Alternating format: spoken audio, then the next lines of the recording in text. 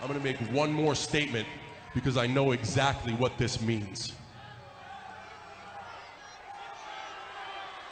This Sunday will be physical, and it will be brutal, and I will be at my very best. I just hope you are too, because after this Sunday, the last thing anyone is going to want to deal with is just another Randy Orton excuse. Good luck on Sunday. You're going to need it.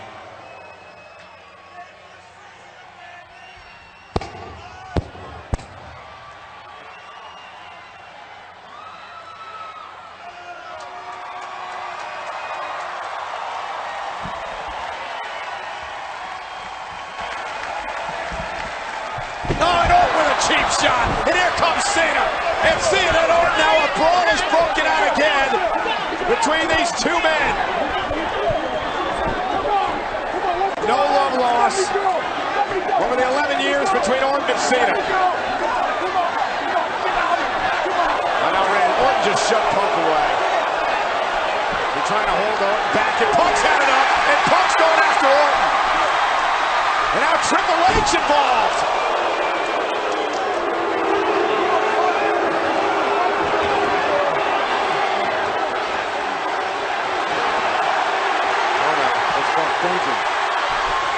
Oh no, that's not smart. And Punk went after Triple H! And a sweet chin music from Michaels!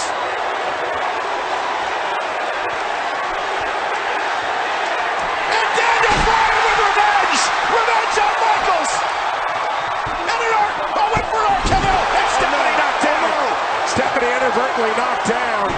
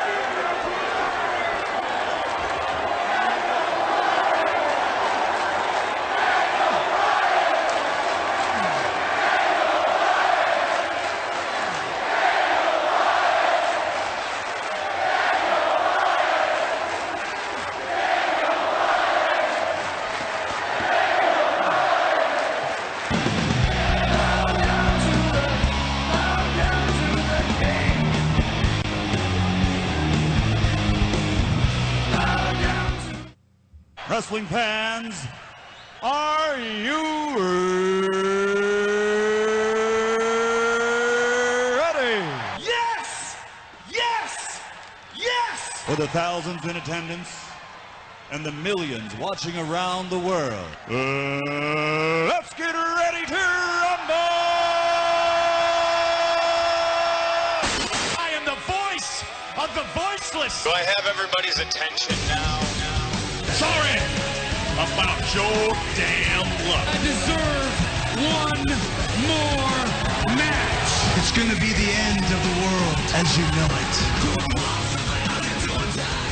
Welcome back, folks, to another jam-packed edition of WrestleRant Radio. Your host of the most, the Bleacher Report featured columnist and the Tuesday Night Delight, Graham GSM Matthews, here today on December 10th, 2013. As I said before, a very jam-packed edition of WrestleRant Radio here tonight for you folks sitting at home listening live here on EC Radio. It's going to be great. We're going to be talking about the Slammy Awards from last night on Monday Night Raw. Those were very good up until the end. An epic ending to one of the better episodes of Monday Night Raw in recent memory, so I'll be going down that here tonight. Also be talking about my experience at the New England Unwrapped event, the New England Championship Wrestling Unwrapped event from this past Friday night here in Beverly at the Cove Community Center. Very fun time. Going to be talking about the show and my experience and the results of some of the matches. Not going to be going down match by match, but my overall thoughts on the show. And of course, going to be giving my insider knowledge on the WWE Network, some breaking news on that recent development. Going to be talking about that. Also going to be giving my predictions for this Sunday's WWE TLC pay-per-view. It's going to be live from Houston, shaping up to be a great show. Going to be giving my match picks for every advertised match on the card. So it's going to be great. We have a power hour of wrestling here for you tonight, folks, on WrestleRant Radio. But of course, before we get into any of that, it's time for my shameless plugs. You can visit nexterawrestling.weebly.com, where you can listen to the show. Just go to the homepage, press and listen live to WrestleRant Radio, and it redirects you right to the EC Radio Live's 365 website. So that's another way to listen live to the show. Of course, you can check out and make sure to vote for the 2013 WWE TNA Year in Review Awards. It's going to be all up until next Tuesday, where I reveal the winners of every category. It's going to be huge. We've got Match of the Year, Superstar of the Year, Women's Wrestler of the Year. Notice how I did not say Diva of the Year, because we're also counting Knockouts here, 2 people, so let's not forget about them. We've also got Moment of the Year, Disappointment of the Year, and much, much more. So make sure to check it out. It's at nexterawrestling.weebly.com. Go to Week in Review. Right underneath it is the WWE TNA 2013 Year in Review Awards. It's going to be big. The winners of each poll will be announced next Tuesday night, like I said before, right here on WrestleRant Radio, so the polls are open until then. Also on the site, make sure to check out my exclusive photos that I took at the New England Championship Wrestling event that I attended last Friday night right here in Beverly at the Cove Community Center, the Unwrapped event. Like I said, very fun time. Going to be breaking down the card in just a minute. But you can check out my photos from the show. Go to Event Photos. Click the most recent one for December 9th. Not December 9th. What was it? December 7th, I think it was. It was on the Friday. So, no, December 6th, I'm sorry. December 6th, 2013. All the photos from the show right then and there. Also, other photos that I've taken at past NECW events that I've attended and other WWE events that I've attended as well. So make sure to check that out. Also, go to WrestleRantRadio.podbean.com for all my exclusive interviews for the stars of the wrestling world. Didn't have the time to interview anyone at the NECW show that I attended on Friday night, but never fear, I will get them next time. It won't be in January because, of course, I will be on holiday break, so I won't be able to get anyone's interview over the break, or at least I won't be going to the show in January, but I hopefully will be going to their next show in February if they do indeed hold one right here in Beverly, so I'm looking forward to that in 2 months' time. Also, make sure to check out the official app of Next Era Wrestling's WrestleRant Radio. Go to WrestleRantRadio.podbean.com. On your mobile device, go to Safari, not Chrome. It only works for Safari. Press the little arrow on the bottom of your screen and press download to home screen. You'll be notified of when new interviews and podcasts are up. So make sure to download that as well. You can listen to the repeats of WrestleRant Radio if you're not listening live on Tuesday nights at 9 o'clock Eastern Time, 8 Central Time. You can listen live, or listen to the repeat rather, on Saturday nights at 8 o'clock Eastern Time, 7 Central Time. If you're around, make sure to listen it up. If you're not listening live on Tuesday nights, check out my official Facebook page at Graham GSM Matthews. Give it the old thumbs up. Stories, news, podcasts, articles, and much, much more. So make sure to give my Facebook page a good old like. All support is greatly appreciated. Make sure to check out my Bleacher Report articles once again by simply searching Graham GSM Matthews. New articles up every week, as well as up at YouTube. Subscribe to me at Graham GSM Matthews. You can hear excerpts of this show right at Graham GSM Matthews on YouTube. So like I said before, folks, all support is greatly appreciated. So with all that being said, before we even get into my results of the NECW show, the results of Monday Night Raw, my TLC predictions, just want to talk about something real quick. 2 things. Number 1, number of days ago, I believe it was on Sunday, right before Total Divas aired, and yes, I do watch Total Divas. Not a bad show, by the way. I was talking with a elite group of wrestling fans via Skype, and we were talking about a potential WrestleMania 30 dream card. Came up with a lot of different situations, a lot of potential matchups, some more than likely than others, some likelier than others, but nonetheless, it was fun to shoot the breeze, so to speak, with some elite, knowledgeable wrestling fans. And I'm hoping to hold another group chat soon. It was myself and I believe 4 or 5 other people, so it was an absolute blast of a time. We're hopefully going to hold another group chat in some point in the foreseeable future. Like I said before, it was quite a fun time, so I'm hoping to hold another group chat via Skype at some point in the near future. I won't give away the matches that we came up with for WrestleMania 30 because, of course, I will be writing an article about that hopefully on Bleacher Report in the next few weeks, if not in the first few weeks of 2014. So I look forward to doing that, so I won't reveal the results of their match card that we came up with on Sunday night, but look forward to that on Bleacher Report. It's going to be huge. And like I said before, so we've got that out of the way. That was the WrestleMania Roundtable. Oh, the next thing I wanted to discuss, the WWE Network.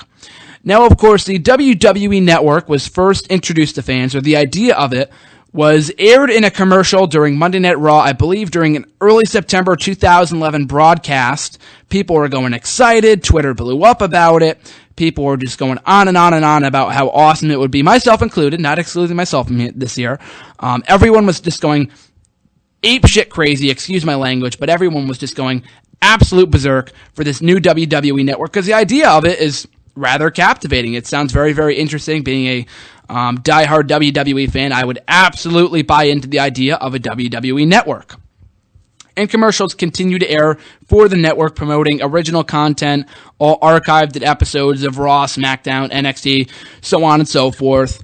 Also, episodes or pay-per-views and stuff like that. Original shows like Legends House, which was, I believe, taped in January of 2012, so it's hard to believe that was almost exactly 2 years ago.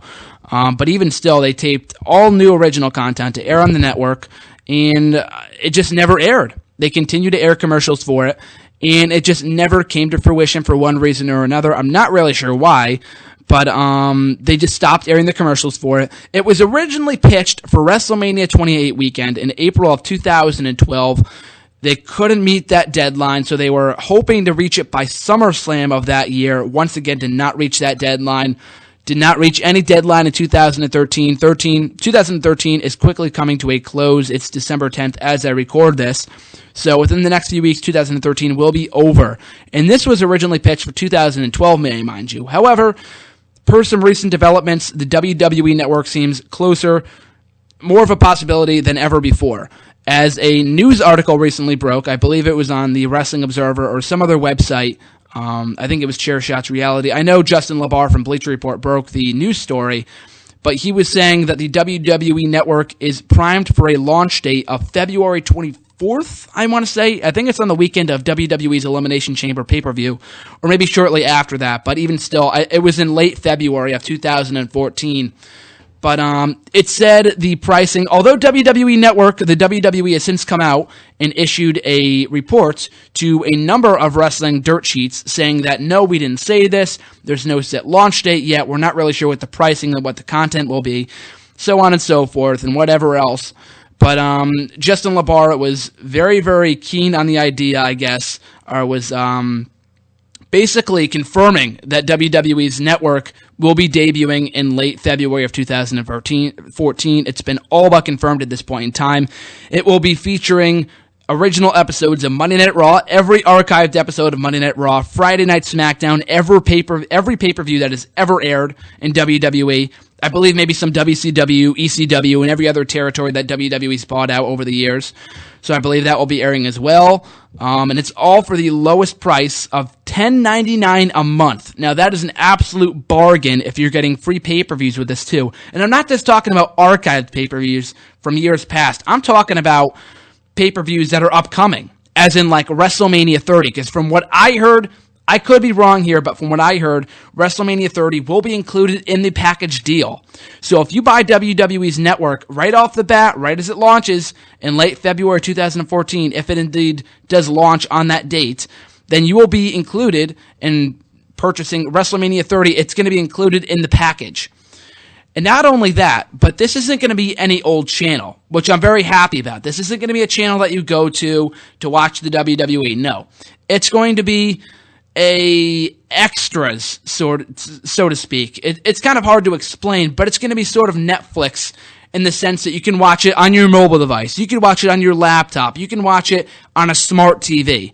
So the WWE Network is going to be very accessible, which I'm very happy about, because being up here at school, I would not be able to watch the WWE Network, so I'd be having my parents pay for it, but I wouldn't be able to watch it because I'm never home, because I'm up here on campus. So having it go out to, in a Netflix sort of way, I would love the idea of that. Free episodes. It's a 24/7 channel, which differs it from every other channel there is. So that's why I'm very, very excited about it. You can view old episodes of Raw, SmackDown, and every other program that WWE has ever had. So that is very, very exciting news. And again, it has been all but confirmed. From what I've read, it seems pretty likely that the show will be, or the network rather, will be debuting in February of 2014. But I am very, very excited on the idea of a WWE Network, all of its content, and all at the lowest price of $10.99 a month. So I very much look forward to that, and hopefully it ends up coming to fruition. So, with all that being said, I'll move right along now to New England Championship Wrestling's Unwrapped event from this past Friday night, December 7th, 2013.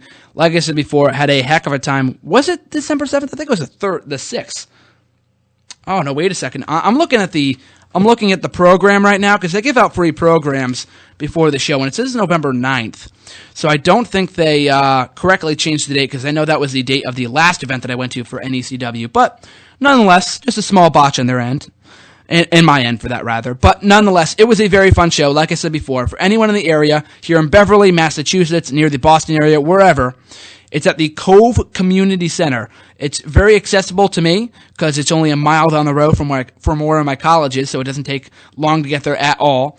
But it's a very, very fun time for being an indie show. All of their shows are on YouTube, so you can look them up at New England Championship Wrestling or visit their website at necw.tv.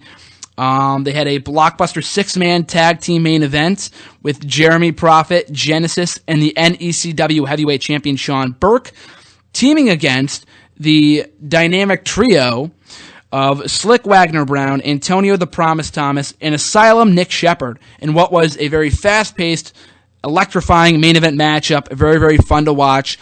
I just went by myself to the show, so I was able to watch it with some other diehard wrestling fans. I was able to chat with a few people while I was there, too, so that was pretty fun. I also bought a t-shirt for a certain superstar who I will get into in a brief bit, but this is a very, very good matchup. All 6 men all have history with one another because, of course, it was Sean Burke who took the NECW heavyweight title from Antonio the Promise Thomas back in October at the show that I went to. Jeremy Prophet has had his problems in the past with Slyck Wagner Brown. They recently had a last man standing match at one of the most recent NECW shows. So it all made sense in the context of the matchup. Very, very fun matchup for what it was. In the babyface team of Slyck Wagner Brown, Antonio Thomas, and the Asylum Nick Shepard went over. So great way to close out the show. But that wasn't the only marquee matchup on the show. We also had a television championship matchup with Johnny Thunder putting his title on the line against one of his arch rivals, the Masshole Mike McCarthy. Now, I went on a rant, I believe, back in November on one of these episodes of WrestleRant Radio as to why the Masshole Mike McCarthy is the future of pro wrestling. I've said this numerous times in the past, but this guy very much so reminds me of CM Punk in more ways than one. His look, his rebellious attitude, the language that he uses, just his overall appearance, his in-ring maneuvers, his repertoire, all such in sorts. He reminds me very much so of CM Punk. So maybe that's why I'm drawn to him. But like I said before, I bought a t-shirt for a superstar from NECW at the show on Friday night, and it was the Massholes. It has the Masshole Mike McCarthy on the front of it with the Boston Bruins logo, but instead of a B, it's an M. So it's brilliant stuff. He sports the shirts to all of his matches, so I'm very glad to get a copy of the shirt. They were selling like crazy at the merchandise table. People were wearing that more than any other t-shirt, and I know they were selling quite a few t-shirts for quite a few other wrestlers. But the Masshole shirts were selling off the shelves. I'm telling you, very hot merchandise item. So I'm very glad to have bought one of those. But yes, the Masshole went over Johnny Thunder and is now the new NECW Television Champion. Very, very good matchup. I believe he won clean. Correct me if I'm wrong, but I believe he went over clean. So very good matchup. Glad to see the Masshole, Mike McCarthy, as the new television champion. He's very much over with the crowd. Whether you cheer him, whether you boo him, he gets one of the biggest reactions in all of indie wrestling right now, or at least from what I've seen. Down in NECW, he got one of the biggest reactions of the night. So with that being said, though, as I've talked about in the last 2 months of the last 2 NECW shows that I've been to, the Masshole, Mike McCarthy, has been engaged in a very ruthless rivalry with Jason Rumble. However, they had not met on this show. Jason Rumble was nowhere to be seen on this show, despite the fact that he came out. I believe he's currently suspended in storyline from NECW. However, he didn't come out to attack the Masshole.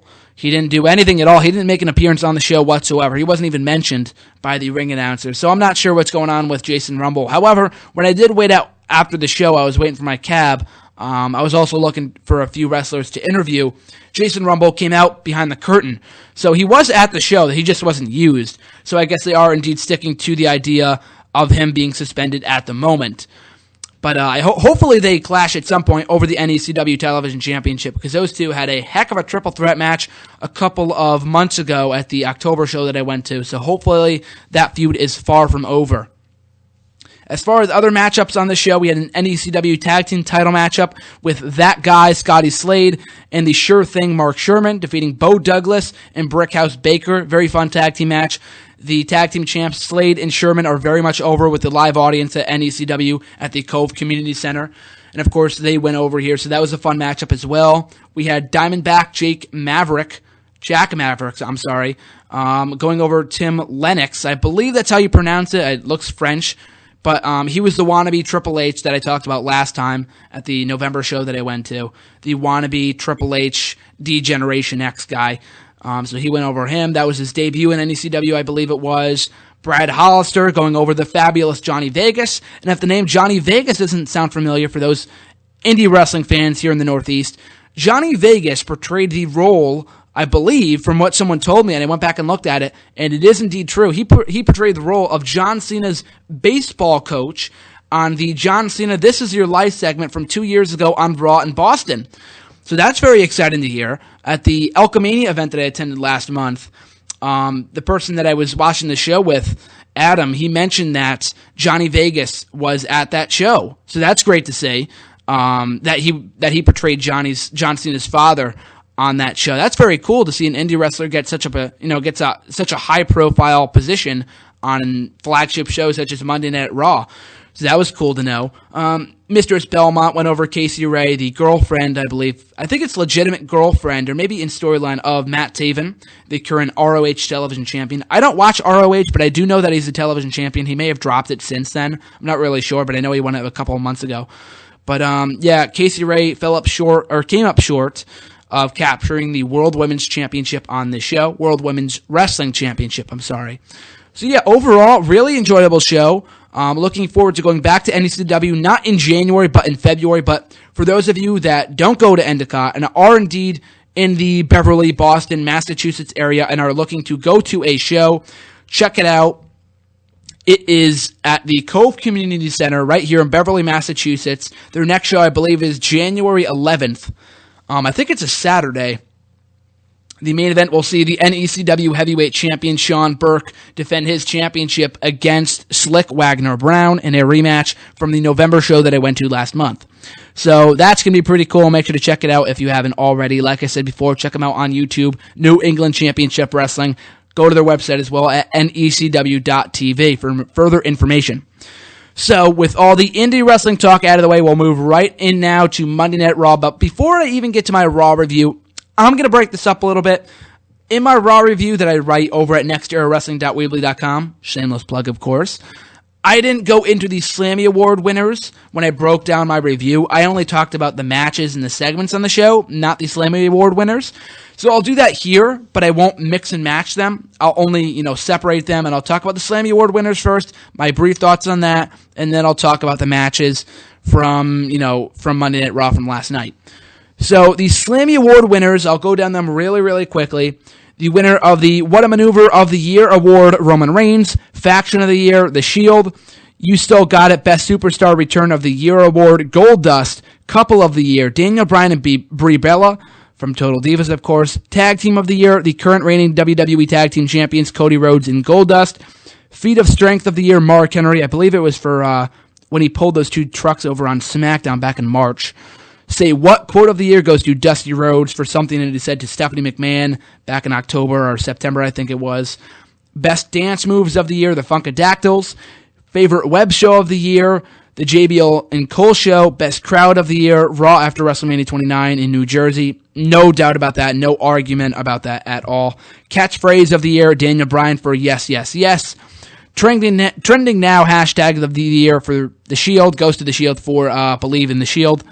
This is awesome moment of the year, goes to The Big Show for knocking out Triple H. Breakout Star of the Year goes to The Shield. Beard of the Year goes to Daniel Bryan. LOL Moment of the Year goes to The Rock for his Rock concert. Double Cross of the Year goes to Shawn Michaels for betraying Daniel Bryan in the WWE Championship Hell in a Cell match at Hell in a Cell back in October. Diva of the Year went to the Bella Twins. Superstar of the Year, Daniel Bryan. Fan Participation of the Year, Daniel Bryan. Insult of the Year, Stephanie McMahon for degrading Big Show in an episode of Raw in October. I think it was the Raw after Battleground. Extreme Moment of the Year, CM Punk for attacking Paul Heyman on top of the cell at Hell in the Cell in October. And finally, the Match of the Year, John Cena versus The Rock from WrestleMania 29. Now, there's a lot of things wrong with this list of awards and a lot of things right.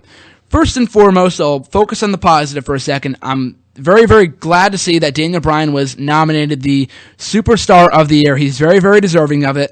He's a former two-time WWE champion, albeit for maybe a day and 5 minutes combined, but he rose to the top to the cream of the crop this past year, if that's how you say it. With his 2 WWE title wins, main eventing numerous pay-per-views. He main evented Money in the Bank, SummerSlam, Night of Champions, Hell in a Cell, and Battleground. And he was also a WWE Tag Team Champion for the first half of the year. Had a hell of a summer over at Payback and Money in the Bank, SummerSlam. His 5-star matchup with John Cena from SummerSlam. Some very good matches with Randy Orton as well. So he was very, very deserving of the award. Glad to see Daniel Bryan as the 2013 Superstar of the Year. For the rest of the awards, I cannot be too optimistic of. Diva of the Year went to the Bella Twins. That was a joke. The Bella Twins came back to the WWE in, I think, either February or March. The bigger joke than this, what I laughed the hardest at, was the fact that the Bella Twins were nominated for the You Still Got It Best Superstar Return of the Year award. It was Goldust who eventually won the award, but he was one of the nominees. Bruno Sammartino, Chris Jericho, and the Bella Twins. How the hell were the Bella Twins nominated for Best Superstar of the Year award? They weren't even gone for a freaking year. That was kind of dumb. I think Rob Van Dam was nominated too, but the fact the Bella Twins were even nominated was an absolute joke. But getting away from that, I understand they took part in the success of Total Divas, but they aren't Total Divas. Natalia's on the show, the Funkadactyls are on the show, so they aren't the sole reason why Total Divas is doing so well right now. Natalya, the Funkadactyls, JoJo, and dare I say Eva Marie. I don't think people watch the show for Eva Marie, but you know what I mean. It's a collective group effort, so it's not just the Bella Twins. They didn't win any championships this year. Nikki Bella was out for maybe 4 or 5 months out of the ring with an injury. Brie Bella came up short of defeating Natalya at SummerSlam from a few months ago. Natalya won at Survivor Series. Natalya won at SummerSlam.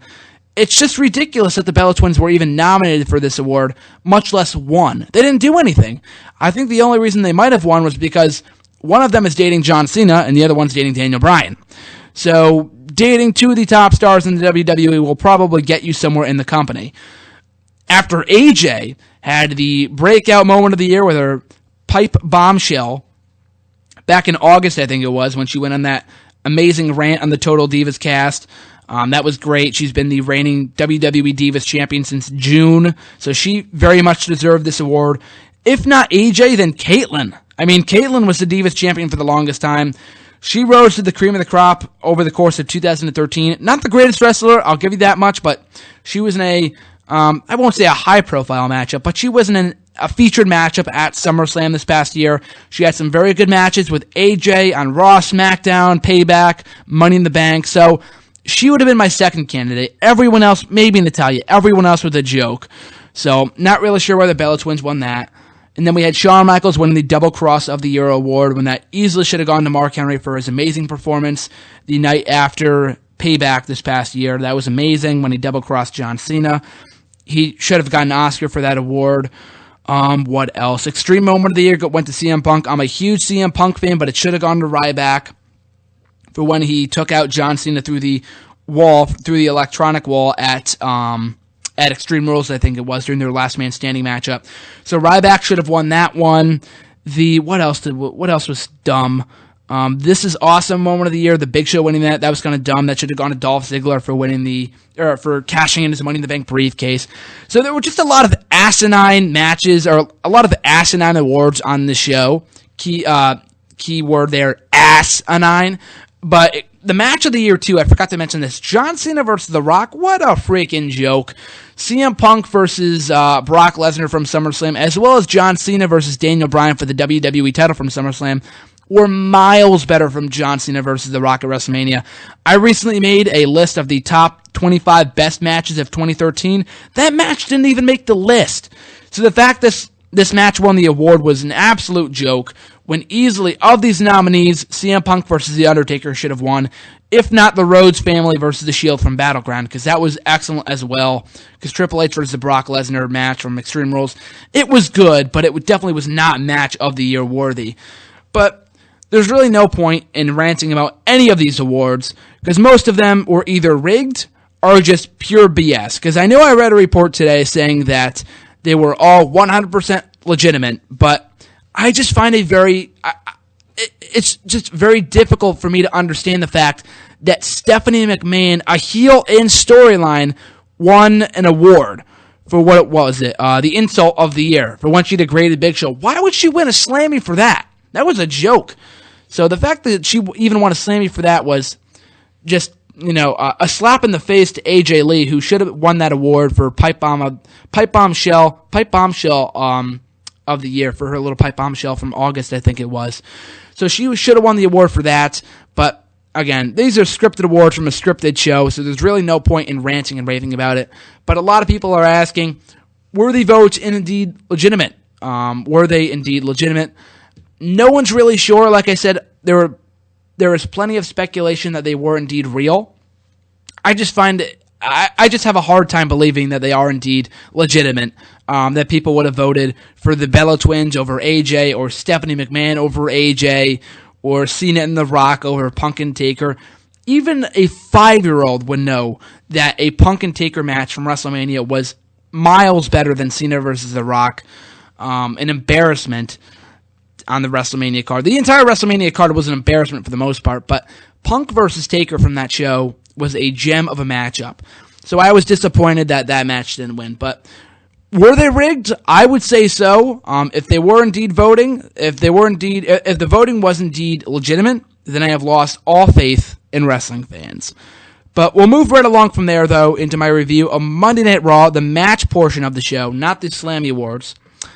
So, kicking off the show, we had Daniel Bryan versus Fandango. Honestly, I'll tell you right now, I was not able to watch this matchup.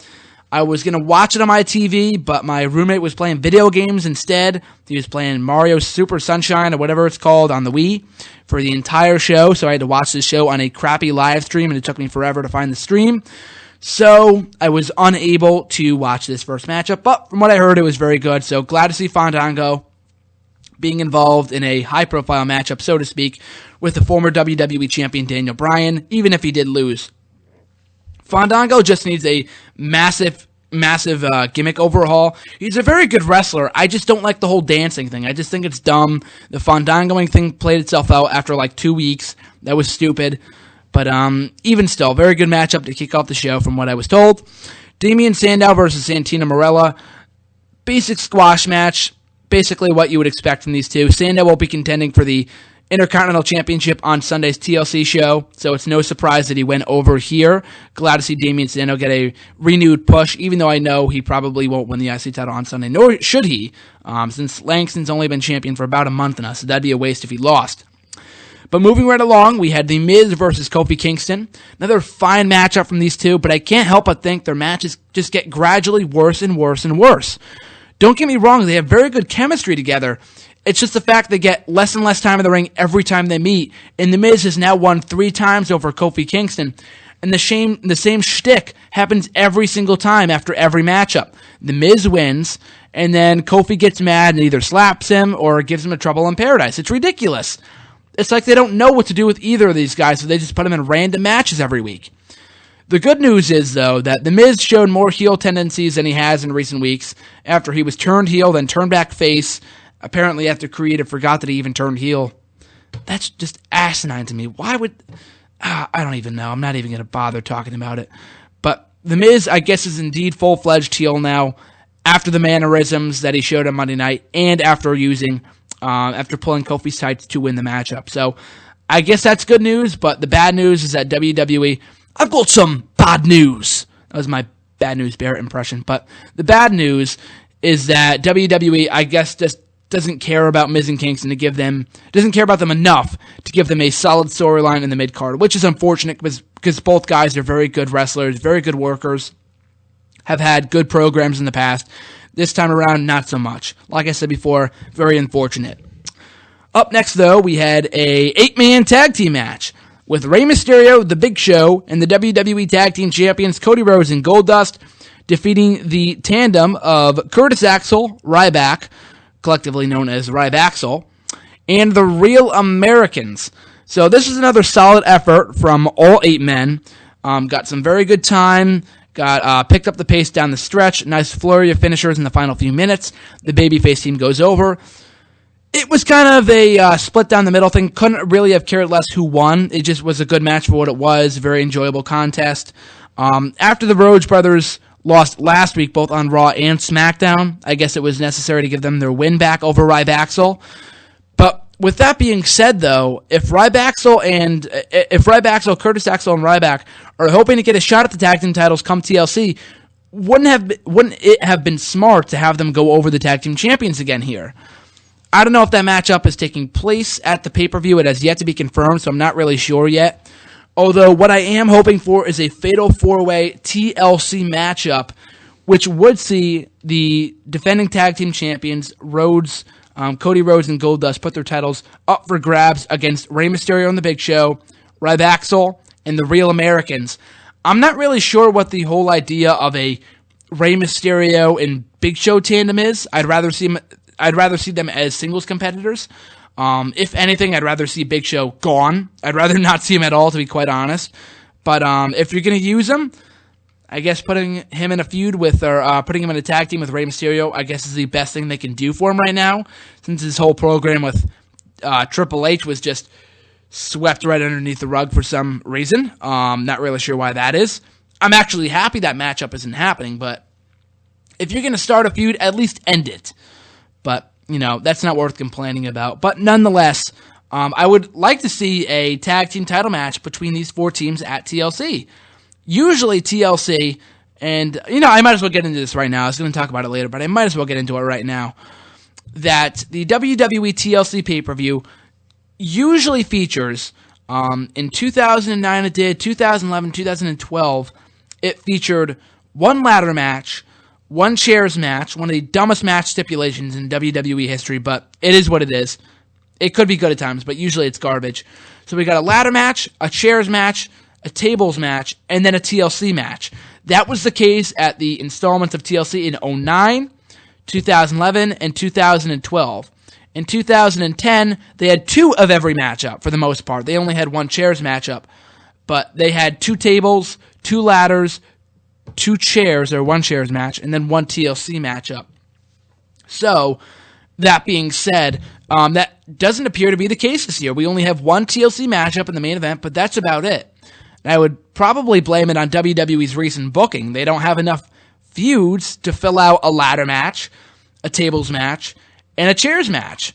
So that sucks, because those matches are usually worth looking forward to, with the exception of the chairs match. Although Big Show and Sheamus kind of had a pretty good chairs match in 2012, but that's besides the point. I was hoping for a fatal 4-way ladder tag team title matchup at TLC between these 4 teams. It doesn't appear to be the case now that SmackDown, I think, is currently being taped, and I don't like to read spoilers, so I'll find out on Friday after I watch the show, unless WWE confirms it on their website before then.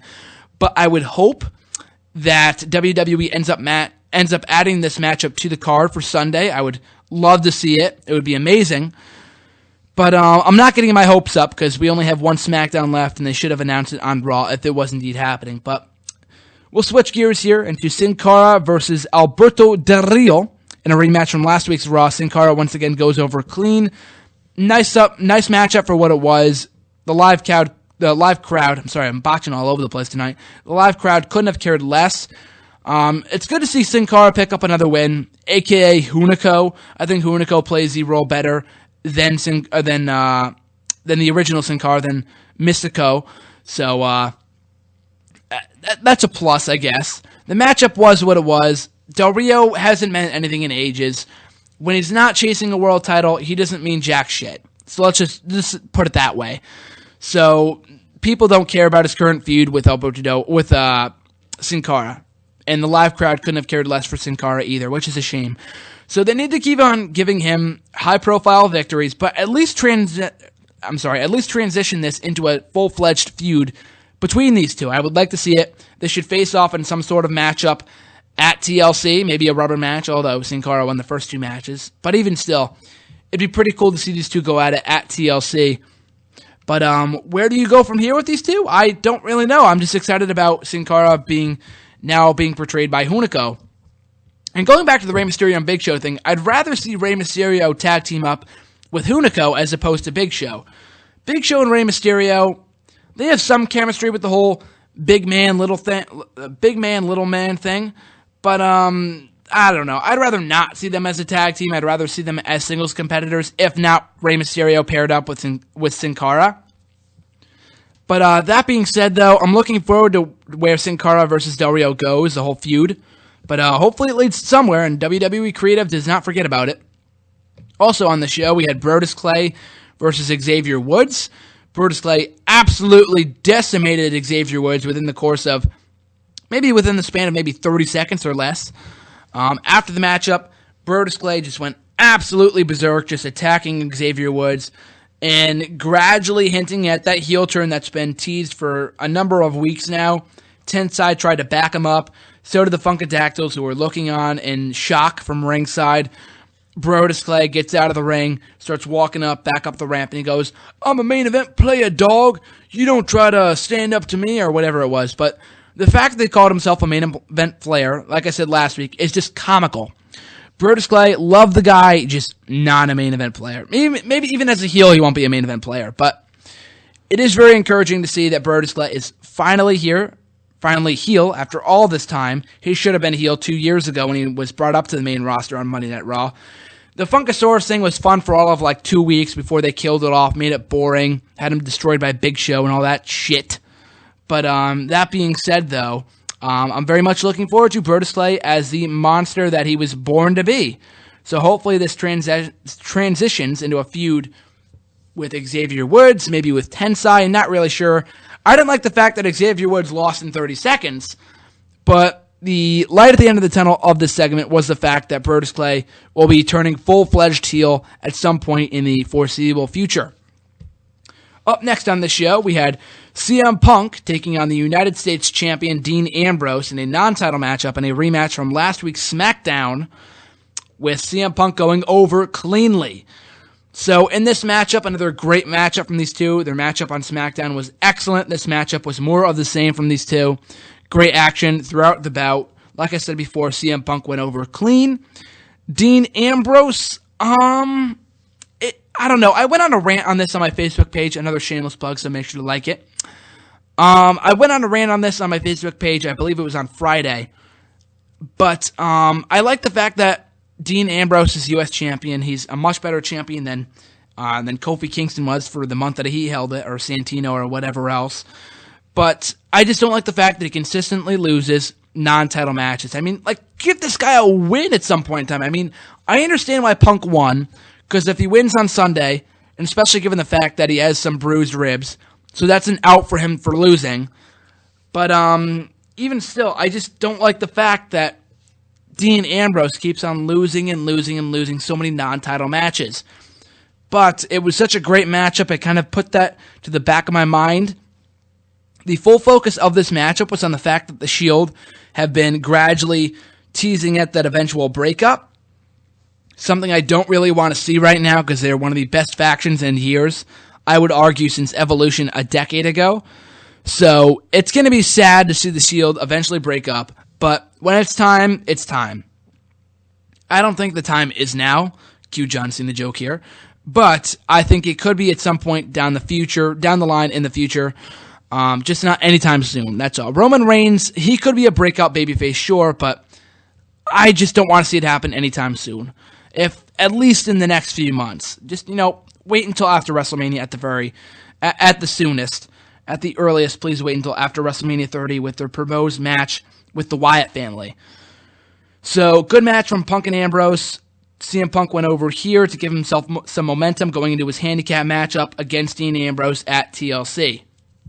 Up next, we had Luke Harper and Eric Rowan, collectively known as the Wyatt family, taking on the Usos in tag team action. Another very fun matchup from these two teams. Harper and Rowan went over.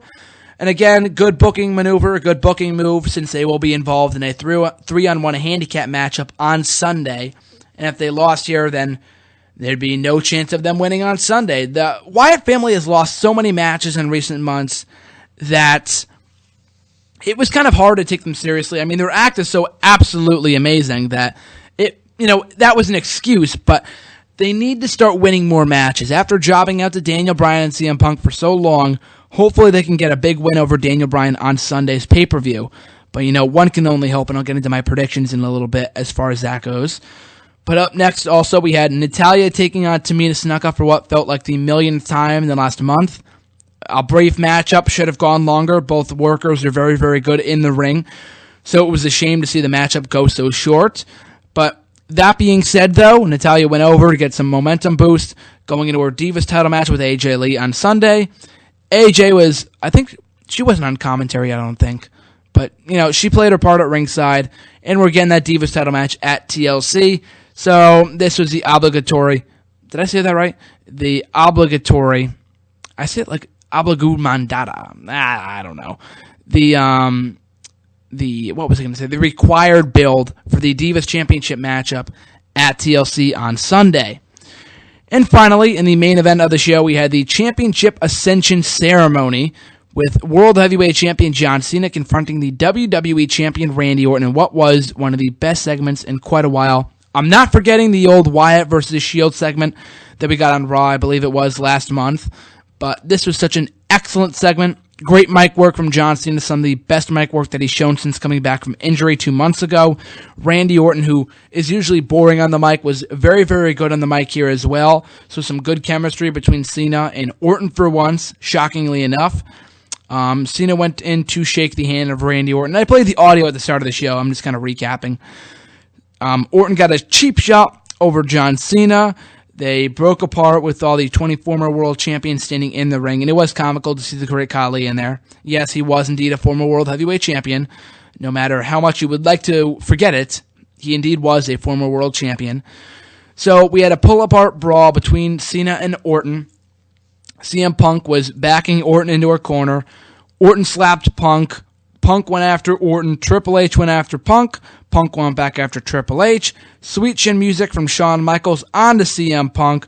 The running knee from Daniel Bryan onto Shawn Michaels. Daniel Bryan, by the way, was extremely over with his hometown crowd. It wasn't his hometown, it was his home state, but even still, of in Seattle, Washington last night. I believe it's from Aberdeen, Washington, so it's very, very, fairly close to where the show was in Seattle.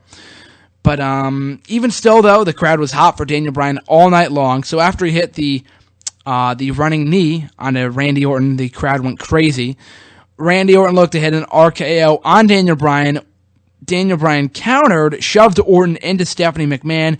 Stephanie McMahon was down for the count. Triple H went to go check on her, looked concerned, hit a pedigree on Orton to close the show. Actually, before the close of the show, John Cena was seen standing with Kane, Triple H, and Stephanie McMahon, planting the idea in the minds of wrestling fans that we very might well get a potential swerve on Sunday with John Cena turning heel. I highly, highly doubt it. I've lost all faith in a John Cena heel turn at this point in time.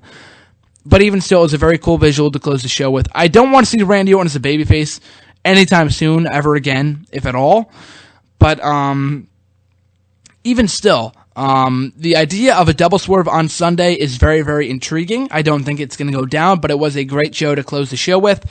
and it definitely sold some pay-per-view buys. Like I said before, Orton is not usually great on the mic. He was on this show, as was John Cena. John Cena putting over people left and right in the forms of Dolph Ziggler, Daniel Bryan, CM Punk, and a number of others.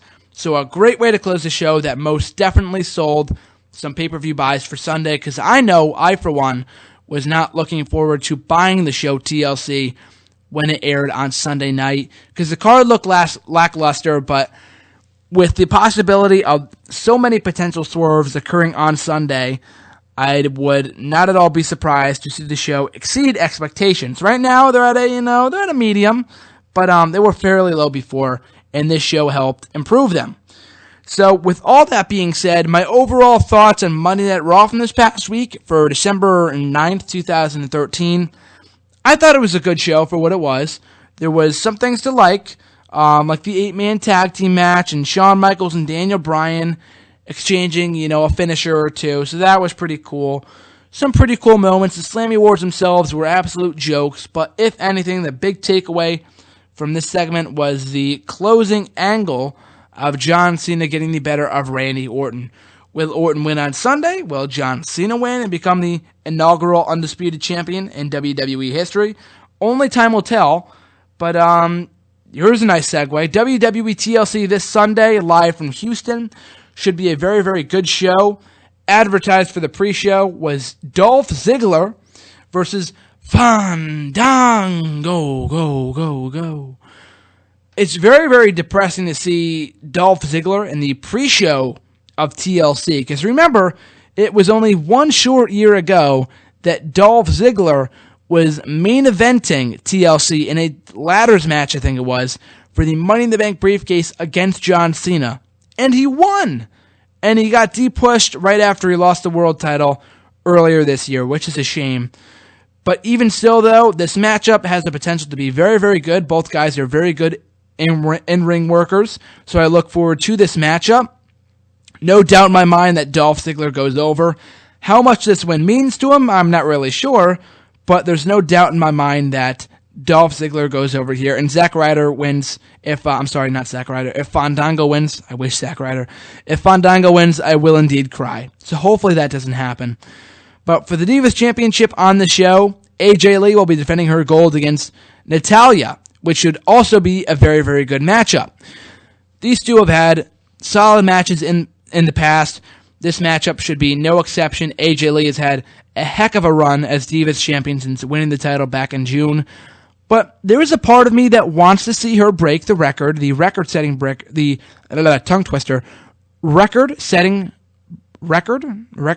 I don't know. I just potched my own line there. What was I even saying? Wow, I can't even remember what I was saying. Oh my God, I was talking about the Divas Championship matchup. Oh, the record-setting reign as Divas Champion. I can't even believe I forgot about that for a second. The record-setting reign as Divas Champion, the longest-reigning Divas Champion of all time, was Maurice. And I believe she held it for maybe 7 months, so I'm hoping that AJ breaks that reign by holding it on for another month or so, I think it is, because she's held the title for, I believe, 5 months now, holds on to it for another month. So I believe in February, if she holds it by then she'll be good. But even still, though, I'm going to have to say that AJ Lee goes over here. Natalya's been getting all the momentum in all of their matches as of late. AJ Lee, not so much. She got tapped up by Natalya back at Survivor Series, the next night on Raw, in every match between then and now. So AJ Lee, I think there's a lot left in the tank as far as her reign as Divas Champion goes. So hopefully we see that come to fruition at TLC with a successful title defense for AJ Lee. Up next, we have the Intercontinental Championship matchup. Big E Langston putting the gold on the line against Damien Sandow, who won a number one contenders match a number of weeks ago on Raw. Again, another matchup that has the potential to be very, very good. Damien Sandow, although I am a huge supporter of him, I think it is far too soon to be putting the IC title on him. It's not even that. It's more so the fact that Big E Langston won the championship a mere month ago. So dropping it this early would devalue the title's prestige even more. So don't even bother by having it change hands here. Big E Langston, still your Intercontinental Champion. Also, Daniel Bryan will be taking on the Wyatt family in a 3-on-1 handicap matchup. I don't know if all the Wyatt family members will be in the ring at the same time, or they're gonna have to tag in. That wasn't really made clear on this show.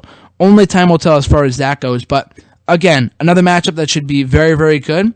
As we know, Daniel Bryan works well with the members of the Wyatt family, specifically Luke Harper and Eric Rowan. We have yet to see him get his hands on Bray Wyatt, so hopefully we see that at the TLC pay-per-view on Sunday with a successful win for the Wyatt family after they lost at Survivor Series. It only makes sense for them to go over here. So my pick for this matchup would have to be the Wyatt family. Up next, we have CM Punk taking on all members of the Shield in yet another 3-on-1 handicap elimination match. It's not elimination. I don't know why I said that. But again, like I said before, I don't know if all the members of the Shield will be in the ring at the same time, or they'll have to tag in. I'm not really sure. But again, this matchup should be fantastic. Punk's recent matches with Ambrose on SmackDown and Raw, respectively, were fantastic. And I'm expecting more of the same between him and Seth Rollins. As far as Dean Ambrose goes, as far as Roman Reigns goes, him versus Punk at the pay-per-view should be good. You know, granted, it's not a singles match, so it doesn't really matter. But the chemistry that those two share, it's going to be interesting to see how those two styles clash. But even still, Punk's going into this match with a bruised ribs. So he has an out for losing, and the fact that they got the momentum boost last week on SmackDown and on this week's Raw. So that being said, I don't know. I don't know if they're going to have both heel factions go over here. And maybe they will, and if they do, I wouldn't be surprised. But it would be very, very cool to see CM Punk pick up the victory and more tension teased between the members of the Shield. So here's hoping that comes to fruition. I don't want to see it happen, don't get me wrong, but it would play into the fact that the Shield has not been getting along lately, specifically Dean Ambrose and Roman Reigns. So that being said, I'm going to have to go with CM Punk here, going over by pinning either Rowan or Harper. And then Rollins or Reigns, or maybe even Ambrose. I'm not even sure. But hopefully we get one of those two pinned, so then more tension will be teased between the members of the Shield.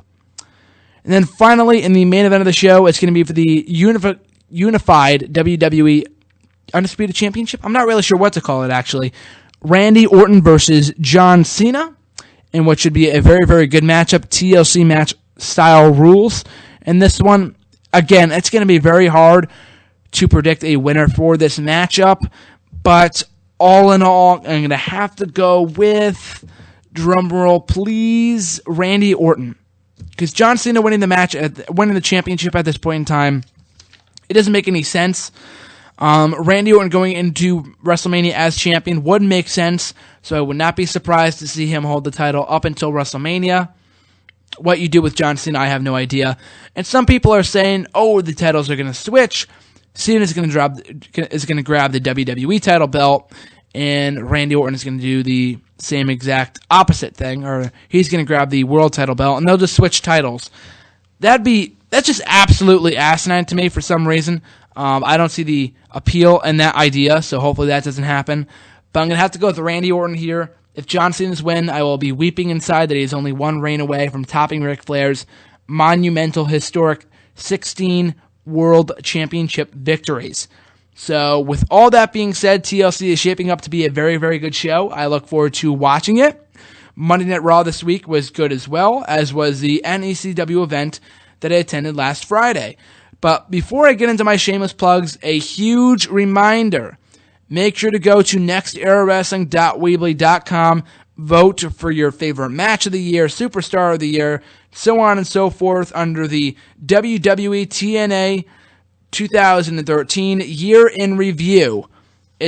You go under Week in Review on the website, and right underneath it should say the Year in Review Award. So check it out. Leave your vote. The winners of each category will be announced right here live on WrestleRant Radio on EC Radio, 9 o'clock Eastern Time, 8 Central Time. So don't miss it. December 17th. Very much looking forward to it. And also, speaking of Next Era Wrestling, make sure to check out my event photos for all the photos that I took at the NECW event that I attended last Friday night. Make sure to check out my official podcast at WrestleRantRadio.podbean.com for all my interviews with the stars of the wrestling world. Download the official app at WrestleRantRadio.podbean.com. On your mobile device on Safari, press that little arrow at the bottom of the screen and press download to home screen. You will be notified of when new podcasts are up.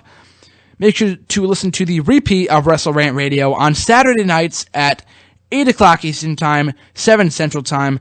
Check me out on Facebook. Simply search Graham GSM Matthews. It's my official Facebook page, so give it a like. Check me out on Bleacher Report at Graham GSM Matthews. New articles all week long. And check me out on YouTube at Graham GSM Matthews once again for excerpts of this show and much more original content. So make sure to check it out. Subscribe there. Like I said before, all support is greatly appreciated, guys. And of course, you can tune back to the mid-season finale of WrestleRant Radio next Tuesday night. I almost said Friday night. I have no idea why. Next Tuesday night at 9 o'clock Eastern Time, 8 Central Time. It's going to be a very fun time.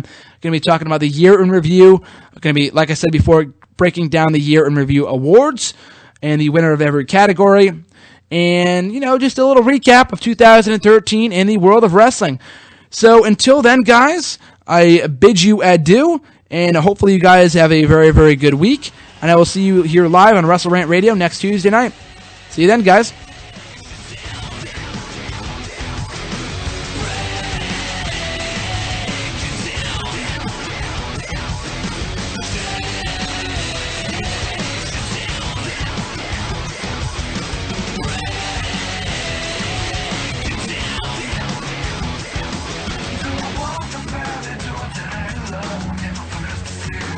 Yes,